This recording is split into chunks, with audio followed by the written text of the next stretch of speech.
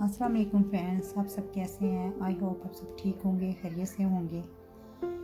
जैसे ही लॉकडाउन ख़त्म हुआ है तो लोग अपनी रूटीन लाइफ की तरफ लौट आए हैं। हम लोग काफ़ी अर्से के बाद अपने ही एरिया में वॉक के लिए निकले हैं।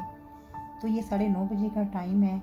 आप इस वीडियो को काफ़ी अर्से बाद मैं ये वीडियो बना रही हूँ, आप इस वीडियो को एंड तक देखिएगा, अपने फ्रेंड्स के साथ शेयर भी कीजिएगा, लाइक भी कीजिएगा, सब्सक्राइब भी कीजिएगा।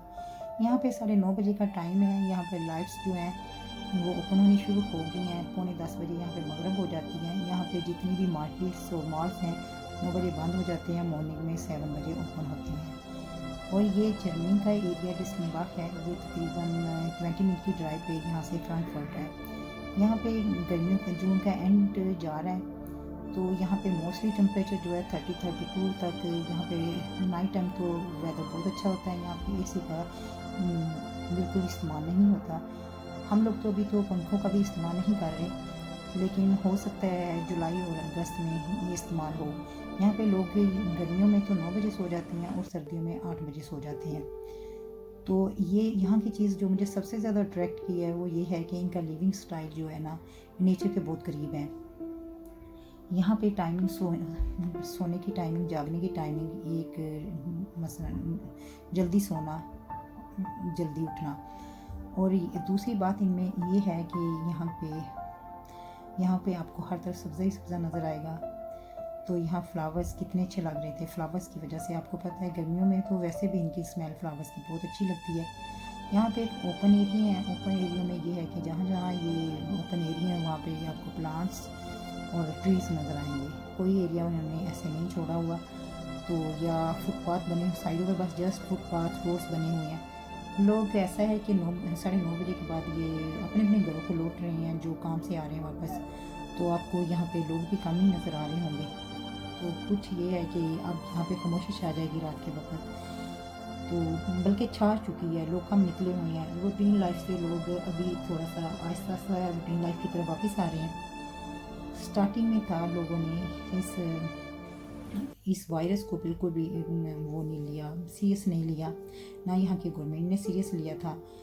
तो जैसे जैसे ये बड़ा तेज़ी से स्प्रेड हुआ, तो with in few days believe में बहुत 5,000 तक 6,000 तक डेली बेसिस पे केसेस आते रहे।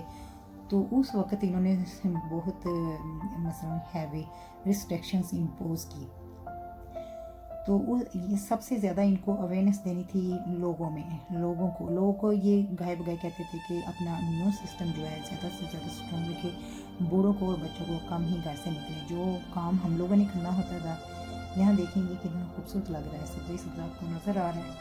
यहाँ पे ज़्यादातर होता था कि मैं और मेरे हस्बैंड किसी काम के सिलसिले में तो निकलना होता था, वो भी मास्क पहन के और ग्लव्स पहन के। सैनिटाइज बार बार करते थे हम लोग। तो खैर बचे रहे हैं, क्योंकि एक तो ये था कि हम लोगों ने देसी खाने शुरू किए हुए थे। देसी खाने ये बाहर के फास्ट फूड और ये दूसरे ड्रिंक्स वगैरह बाहर के हम लोग बच्चों को भी नहीं दे रहे थे, खुद भी नहीं ले रहे थे। देसी बन गए थे जैसे लोग हमारे जैसे थे पहले ज़माने में लोग थे।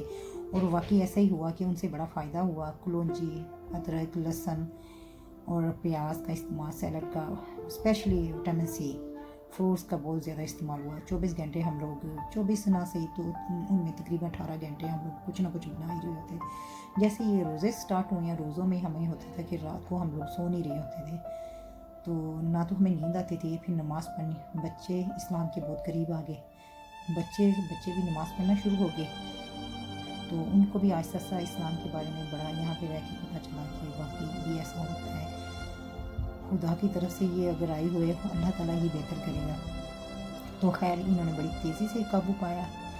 तो यहाँ पे शायद बात बहुत कम थी। यहाँ पे ये ओल्ड एज के लोग हैं, तो वो भी साइकिल पे जा रहे होते हैं। इनकी बॉडी यंग लोगों की तरह स्ट्रॉन्ग होती है। अब हम लोग अपने घरों की तरफ लौट रहे हैं। ये देखें, ये सारी यहाँ पे आपको मार्केट्स जो हैं बिल्कुल क्लोज नज़र आ रही हैं। तो यहाँ दिन के वक्त थोड़ा बहुत रश नज़र आता है।